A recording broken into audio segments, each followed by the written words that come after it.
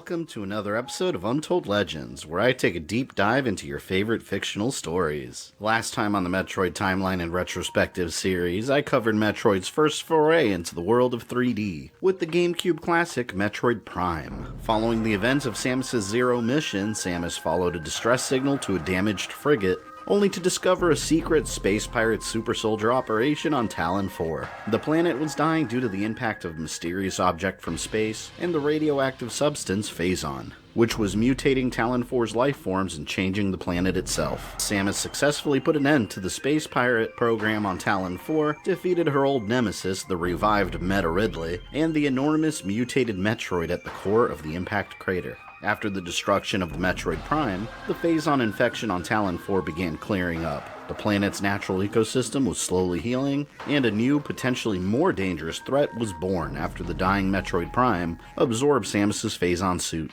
With the 3D Metroid Prime over, Samus's next chronological adventure was a direct result of its success, and answers the question of what happens when you have successful entry in a slightly dormant series. You make some more and expand it to other consoles within the Nintendo family, of course.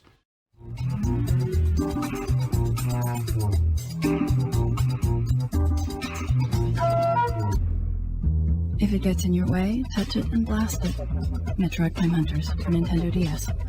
After Metroid Prime, a sequel was in development for the GameCube, and the pinball spin-off Metroid Prime Pinball on the DS, which I actually covered on this channel. You could click up in the corner to watch that video, and Nintendo also desired a side story within the Prime saga that would complement but not necessarily conflict with the events of Prime 1 and 2.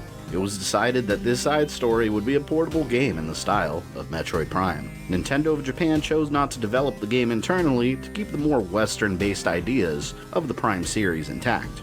And Nintendo producer Kensuke Tanabe created the overall idea behind Metroid Prime Hunters as a portable Nintendo DS title. He reached out to Retro Studios with the idea, but they were too busy with their work on Metroid Prime 2 to take on another project. Instead, he chose a Nintendo first-party developer, the Redmond, Washington-based Nintendo Software Technology, also known as NST. The team of Masamichi Abe as director and Colin Reed as lead technical engineer were chosen to lead the project. A pair that had also worked together on Nintendo classics such as Pikmin and 1080 snowboarding in the past. NST was given creative freedom when it came to gameplay and story ideas. New characters were introduced into the Metroid universe in the form of other bounty hunters from all over the galaxy, and the addition of these characters paved the way for the introduction of various new weapons and a multiplayer mode. As development progressed, many changes were implemented and some bumps appeared on the road. Story-wise, the game may have been intended to take place after Metroid Prime 2 originally, since it does have some small references to it, although its official place in the timeline is between Prime 1 and Prime 2. It doesn't affect the other game's plot one way or the other. When the Nintendo DS launched in 2004, a pack-in demo called Metroid Prime Hunters First Hunt was included. As a result of feedback, the game controls were changed from aiming with the control stick to aiming with the stylus. Hunters also made an appearance during E3 2005, and it was criticized for lacking online play.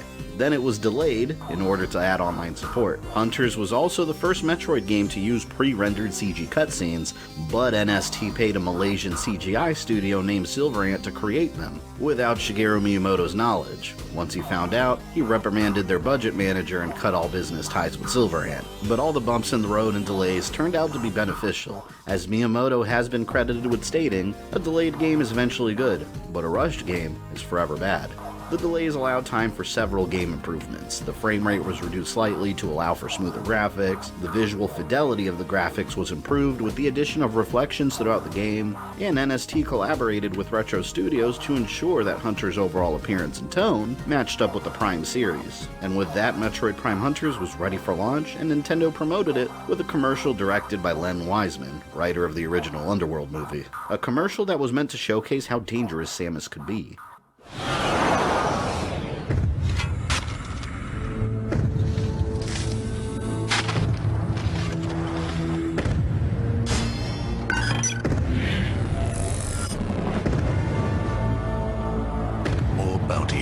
More ways to die.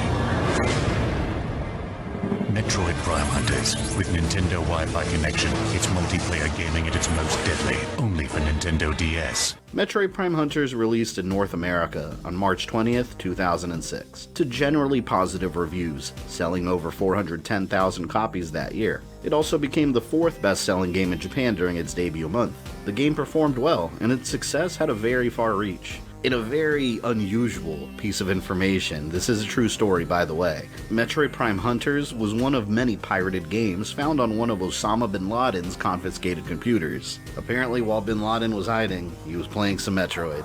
Now that you know the story behind the creation of Hunters, what was the in-game plot? How did Samus go from fighting space pirates on Talon 4 to coming into conflict with other bounty hunters very far away from home? As usual, here's your reminder that this is not a gameplay walkthrough. Gameplay elements are organized in a way to understand and appreciate the overall story. And with that, I welcome you to the Metroid Timeline Part 4, The Ultimate Power.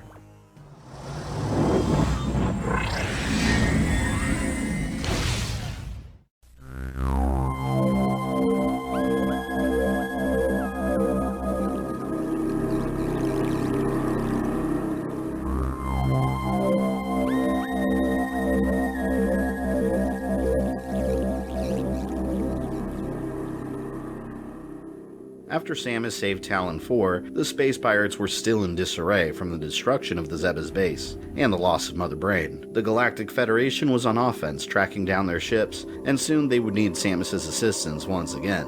Federation empaths, beings gifted with powerful psionic abilities, began receiving a telepathic message that stated, "The secret to ultimate power lies in the Limbic Cluster." The message was being broadcast throughout the entire universe, with no clue who or what was sending it. Samus was hired to investigate the source of the message. If there truly was an ultimate power out in the void of deep space, it had to be kept out of the wrong hands. The message was determined to be coming from the Limbic cluster of another galaxy, the Tetra galaxy. Samus would have to embark on an intergalactic trip into a region of the universe that was unexplored, and completely outside of Federation influence. Her mission parameters were set. She had to discover the meaning behind the message. If this power could be secured, she needed to ensure Federation control of it. If it could not be secured, it was to be destroyed or buried in secrecy.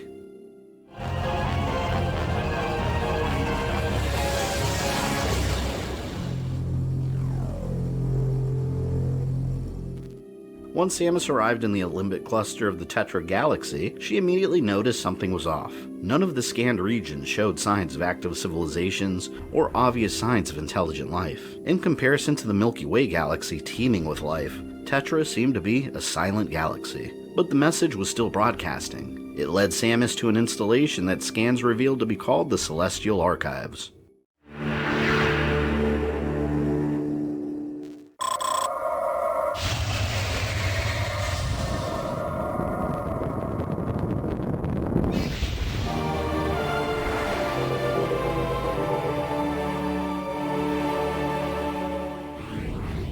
Once Samus arrived, it became obvious that at some point intelligent life was present here. After all, the structure didn't construct itself, but who were they, and where were they now? The source of the message wasn't found in the Celestial Archives, but the archives were being used to amplify the strength of the signal, which is how it spread so far throughout the universe. Inside, Samus found security drones protecting the area, and what seemed to be natural life forms native to the galaxy. And Samus discovered that she wasn't the only one visiting the Tetra galaxy.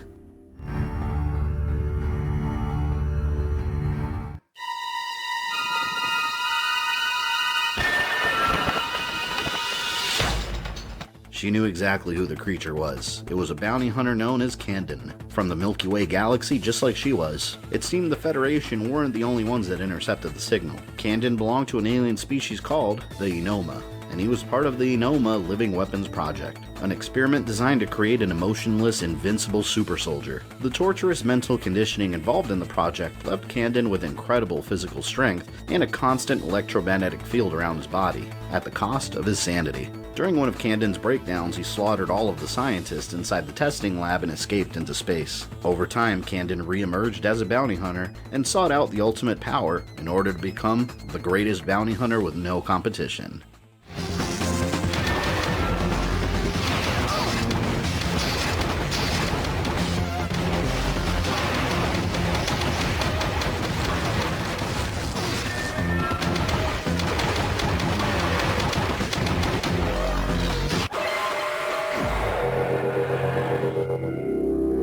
Samus fought off Candon and was later able to adapt his weapon system into her own arm cannon, the Volt Driver, an addition that could fire quick-moving electrical blasts. From then on, Samus knew she would have to be on the lookout for more hunters searching for the power. After the battle with Candon, Samus continued investigating the Celestial Archives and found a treasure trove of information, although incomplete. The Tetra galaxy was once dominated by a race of beings known as the Olympics. In their early history, they were a tribal culture under siege by other alien races. Ultimately, the Olympics would survive, and the ones that remained swore they would never be caught unprepared for battle again. They were a peaceful people, but in order to defend themselves against future threats, they focused most of their resources on military science. Their endeavors resulted in weapons and defenses that surpassed anything the Tetra galaxy had ever seen. They also developed a protective exoskeleton that allowed them to survive on multiple harsh planets, and their enlarged brains allowed them to think quicker and more efficiently than other species. The once vulnerable Olympics had become a galactic civilization, and they fiercely defended their territories, deploying biological weapons to destroy threats to their existence. Once they were established as the dominant species in the Tetra galaxy, they refocused their efforts on improving their mental abilities. In time, they made significant advancements in telepathy, telekinesis, and much like the Chozo of the Milky Way, they began studying the possibility of exploring other dimensions. Along with their mental capabilities, their military strength continued to grow, and the planet of Alinos was the heart of their civilization, their homeworld. If the Olympics were still present, perhaps Samus could find them on Alinos, or at the very least more answers. While uncovering the information on the Olympic civilization, Samus encountered two high-end security systems they designed that were clearly put in place to protect something of value.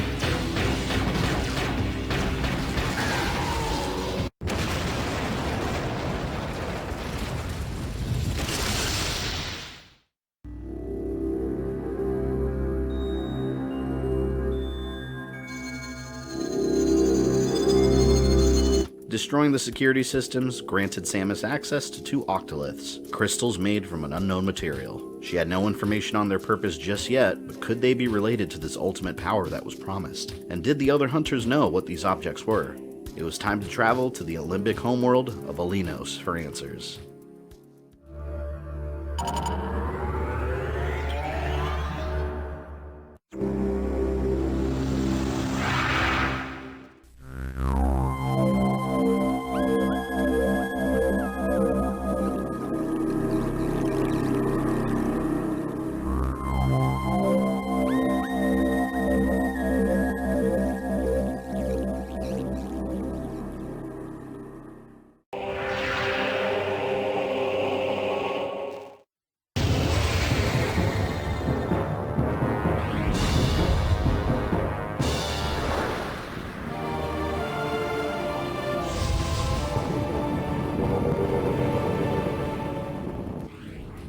Instead of finding a welcoming Olympic civilization upon landing on Alinos, Samus found a barren and volcanic world. Just as she had seen in the Celestial Archives, there was Olympic technology present throughout its many passages and crumbling buildings, but no sign of intelligent life, besides the native animals that adapted to the hot environment.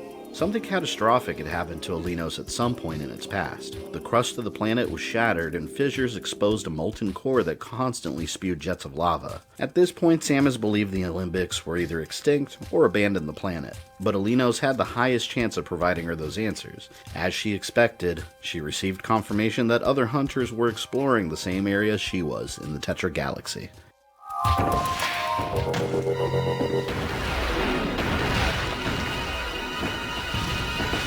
In the Olympic ruins of Alinos, she encountered Spire, a rock-based bounty hunter that belonged to the Diamonds. They were a race composed of silicone-based organic rock from the planet Mondrius, a rocky world with an orange sky. The extinction of the Diamonds was a mystery, and Spire was the last of his kind left. He was searching for the ultimate power in the hopes of discovering what happened to his people, and Samus had her mission.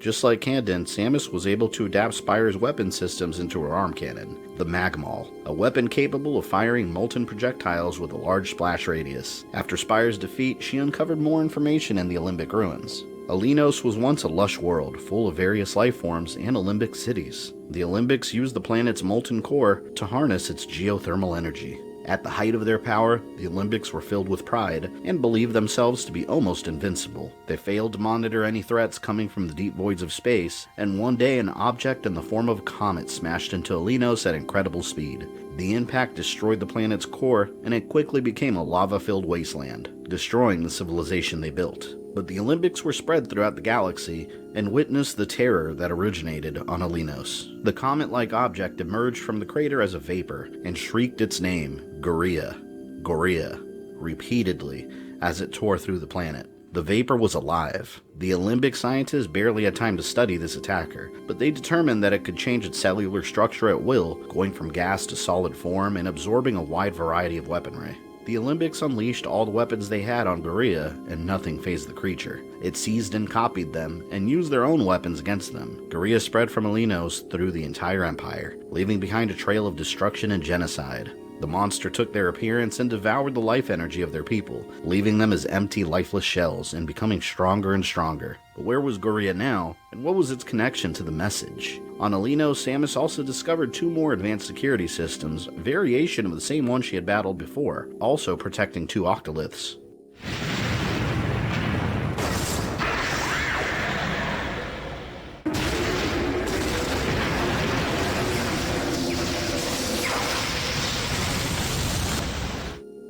A pattern was starting to emerge. 2 different crystals protected on 2 different Olympic regions, and another bounty hunter on her trail attacking her unprovoked. The other hunters were trying to steal them.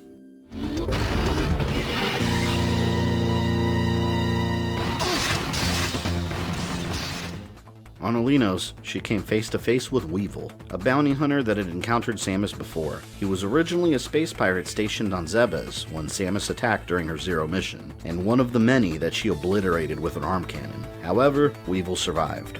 His body was crippled and broken, but he was taken by the space pirates. His brain and spinal cord were removed and inserted into a much stronger cyborg body and life support system. After Weevil's reconstruction, he was given the rank of Space Pirate Special Forces Warrior and craved revenge against Samus. He sought to retrieve the ultimate power in order to ensure space pirate dominance in the galaxy.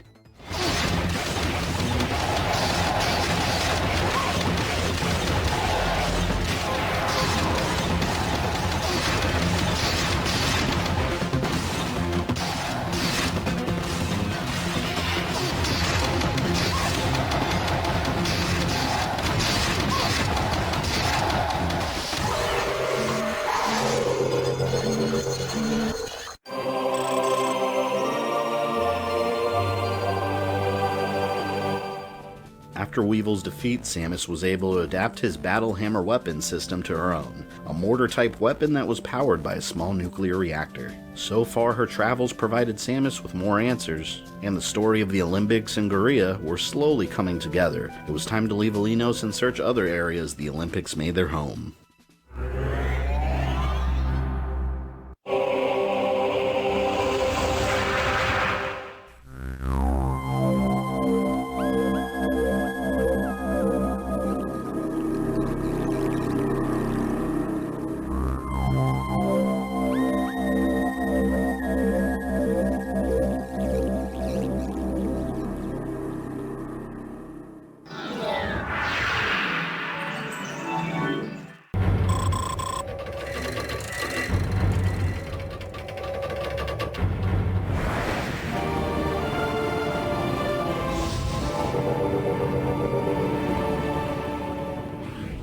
During her scans, Samus found a small outpost the Olympics called the Vesper Defense Outpost. They were a species at war against an unstoppable threat. Any information on the weapons they used against Guerrilla would be found there, and perhaps more data on the ultimate power the hunters were seeking. Was the ultimate power the weapon that finally toppled Guerrilla? The Vesper Defense Outpost was a munitions dump the Olympics used to stockpile weapons to use against Guerrilla. Some of the weapons they stored away contained fusion-powered reactors, so they were kept at sub-zero temperatures to avoid any accidental reactivations. The outpost was filled with various security bots Samus had to destroy to progress deeper inside, and she discovered the desperation the Olympics felt as their civilization crumbled. None of the weapons from the outpost had any effect on it, and no ultimate power was hidden there. The Olympics watched as their extinction quickly approached, and they knew Guerrilla wouldn't stop at their galaxy. This destructive cancer would spread through the entire universe and consume everything. The Tetra galaxy as a whole was suffering through an unavoidable catastrophe. All they could do now was find a solution to save the rest of the universe. In a final effort, the Olympic general and war hero, Almiak, formed a council of 8 brilliant elders. Guerrilla couldn't be defeated in any traditional military sense, and the elders instead sought ways to imprison the beast. The Olympics looked back into their days researching other dimensions, and thought there was a possibility of trapping Guerrilla inside of one. Using their remaining resources, they constructed a massive cannon on what remained of Alinos that ejected bursts of polarized antimatter beyond light speed. In theory, the burst of energy could be aimed at specific coordinates and tuned to specific frequencies to open up a void in reality, parallel dimension of formless antimatter devoid of life. But the cannon required incredible power to operate, and so 8 different crystals, the Octoliths, were created to energize the cannon, and the 8 elders gave their lives and transferred their essences inside the crystals to make them function. Each Octolith also contains the coordinates and frequencies needed to open this infinity void. Now Samus understood the solution the Olympics devised for Guerrilla, but did it actually work? Samus continued searching the Vesper Defense Outpost and encountered yet another hunter on her trail, Sylux.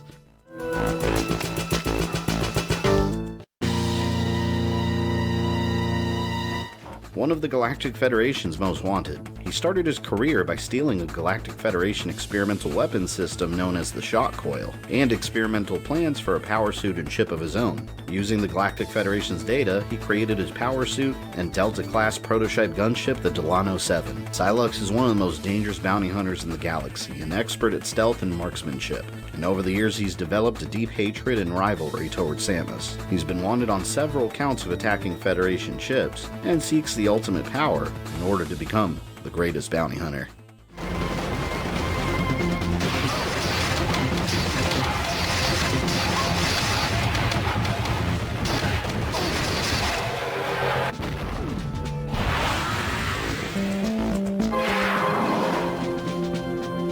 After the defeat of Sylux, Samus retrieves the power of the Shock Coil, which allows her to emit a short-range, continuous burst of concentrated neutrinos, and Samus continued searching for the Olympic security system hidden in the outpost. If this location was anything like the others, the Olympics would have 2 more Octoliths being protected here, and her hunch paid off.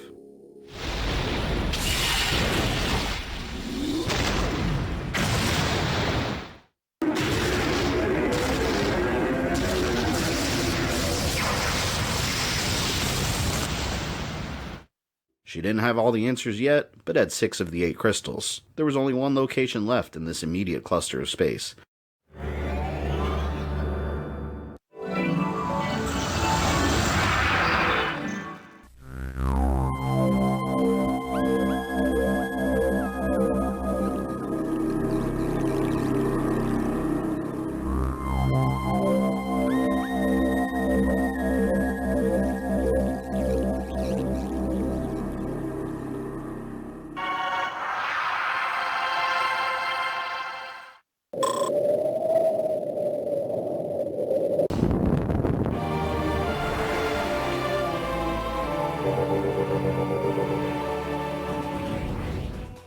The planet Arctera. Arctera was another barren wasteland, but quite the opposite of the now volcanic Alinos. It was the furthest planet from the sun in the Olympic cluster, and by far the coldest. Since the planet had extreme lows in temperature, it didn't hold much organic life besides a few species. It was mostly inhabited by machines, security guardians created by the Olympics to keep the Octoliths out of the wrong hands. The planet was home to more ruins, narrow tunnels, and a deep cave system winding through the planet and covered in ice. And the ruins held the remaining pieces of information needed to solve the puzzle of the tragedy that fell upon the Alembic civilization. The Alembic cannon was only the first step in the plan to imprison Gorilla. They needed to build a prison to lure the creature into first, before opening the Infinity Void. They constructed a space station they called the Oubliette, and inside the Oubliette they constructed a sphere called the Seal Sphere, an object powerful enough to contain Gorilla long enough to put the plan into action. They needed to lure Gorilla inside the Oubliette and activate the Seal Sphere, before transporting him into another dimension. But the Seal Sphere guaranteed the end of the Alembics. They had long ago decided they would sacrifice their entire race for the greater good of the universe. The Seal Sphere required an influx of psionic energy to activate, and it required the energy of all the remaining Alembics. They lured Gorilla into the Oubliette space station using themselves as bait, and the remainder of their species transferred their essences into the sphere. It activated and trapped Gorilla inside, and the 8 octoliths powered the cannon. It blasted open the Infinity Void. The Oubliette was launched into the parallel dimension, and power to the cannon was cut off, sealing Gorilla inside the void forever. The Tetra galaxy fell silent, and the Alembics were no more. Their security devices ensured the 8 octoliths were separated and hidden throughout the cluster. Only by bringing all 8 together at the cannon could it be reactivated. But the Alembics left warnings behind. Without a plan to destroy Gorilla permanently, the prison should never be reopened. Now Samus truly understood the importance of the octoliths, and how crucial it was to keep them away from the other hunters. She destroyed the last 2 security devices and retrieved the last 2 remaining octoliths.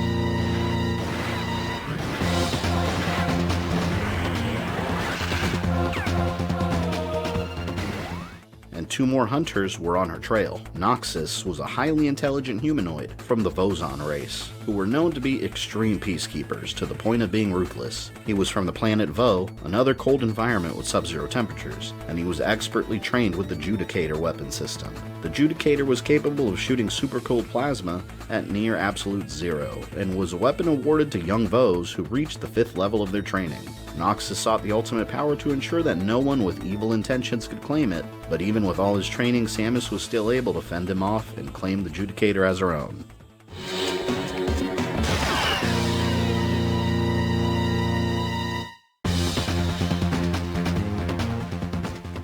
The final hunter that followed Samus to Arctera was Trace, a cold-hearted expert sniper, and hunter of the Kricken Empire. The Kricken Empire was an advanced warlike civilization who focused on searching for planets to invade and conquer as their own, much like the Space Pirates. However, the Kricken Empire considers both the Galactic Federation and the Space Pirates as their enemies. At a specific age, Krickens are exiled from their clans and sent to other worlds as a rite of passage to discover new worlds to invade. Trace was currently undergoing his rite of passage, and was seeking the ultimate power so he would be considered a hero among his people.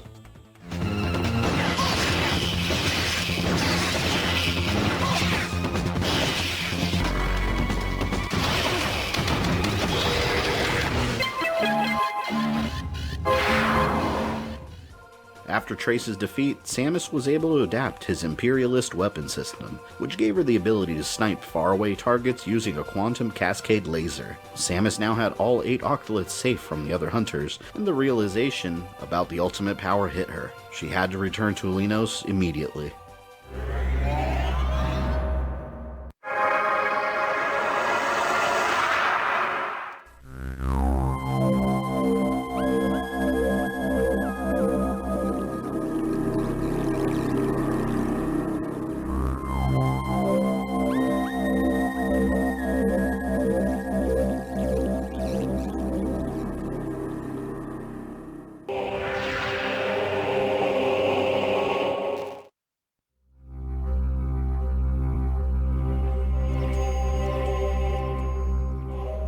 Samus analyzed all the data she had collected, including the location of the Alembic cannon and Gorilla. The monster had extremely powerful telepathic abilities as described by the Alembics. The ultimate power was a lie. Since its imprisonment inside the Infinity Void, escape was impossible, but it could still broadcast a psychic message. The message promising ultimate power reached the Milky Way and drew the attention of all the hunters with false promises. Samus had to activate the cannon, confront Guerrilla, and find a way to destroy it to end the broadcast. As long as Guerrilla remained alive, someone would come searching for the ultimate power it promised, and unintentionally release it into the universe. In her studies of Guerrilla's battle tactics, Samus also learned of an Olympic prophecy that foretold Guerrilla's destruction, a prophecy that described various weapons combined into one.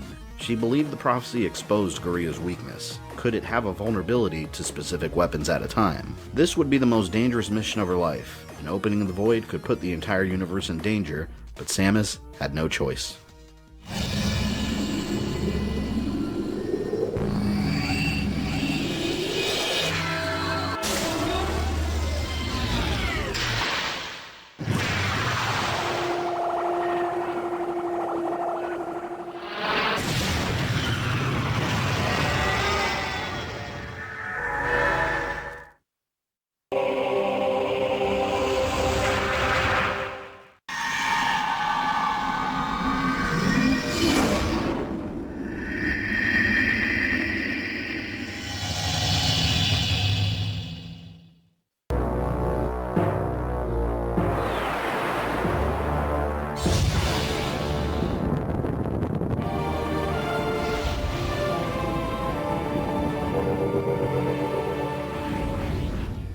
The Infinity Void was open, and the space station oubliette that Guerrilla was sealed inside was fully exposed. The other hunters tracking Samus rushed into the void to claim what they believed was the ultimate power. The fate of the entire universe was now a race against time. Samus entered the ship. There were no life forms, there was no security, just a completely empty vessel with Guerrilla hidden away inside. Inside the inner chamber, Samus encountered the Seal Sphere and the other hunters attempting to open it.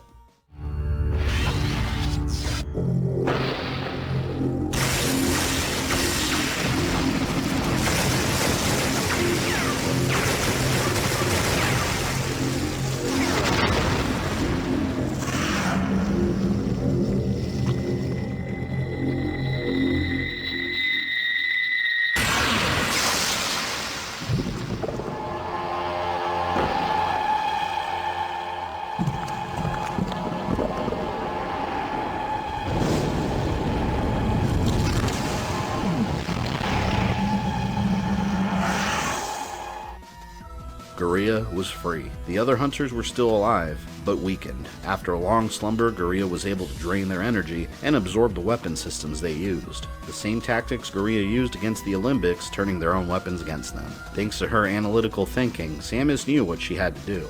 Guerrilla continuously shifted weapon systems and gained invulnerability to the rest. If Samus could do the same and expose its core, she could damage it.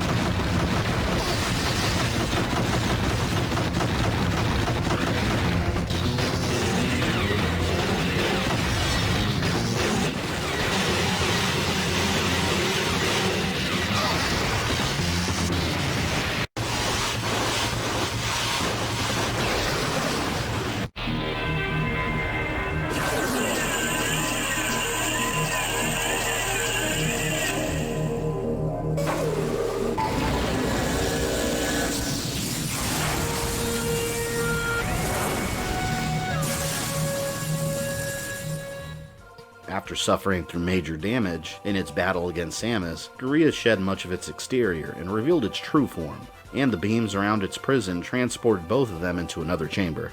This was the true final battle for the entire universe. Samus still had the weapons from the other hunters, but Guerrilla was no longer shifting attacks and was seemingly invulnerable. What Guerrilla didn't know was that the Elders of the Olympics hid a secret weapon inside the void with it, the Omega Cannon. They considered it a useless abomination capable of untold destructive power and unfinished, but Samus' scan showed that she could have use for it. Equipping the Omega Cannon burned out all the other weapon systems she had equipped, but it refocused all of their energy together into a short-lasting single blast. Guerrilla was hurting from the combined energy, and she had to make her shots count. Unintentionally, the other hunter's presence alongside hers in the Tetra galaxy was the secret to defeating Guria. Samus herself was now the ultimate power.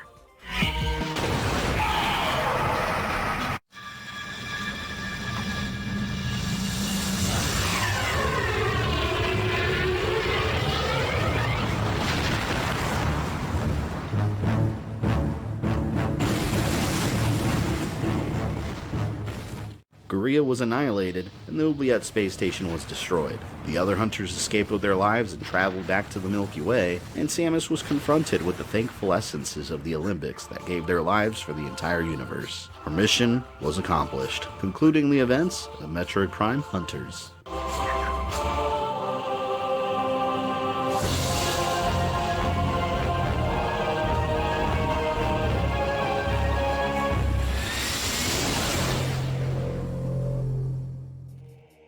Join me next time for the Metroid Timeline in Retrospective Part 5, Shadows of Aether. Samus returns home to the Milky Way and accepts a Galactic Federation Marine rescue mission, but her objectives shift drastically when she lands on a world trapped between two dimensions, and an ancient race requests her help to restore their home as they fight for their survival. And the evil born from the remains of the Metroid Prime finally reveals itself.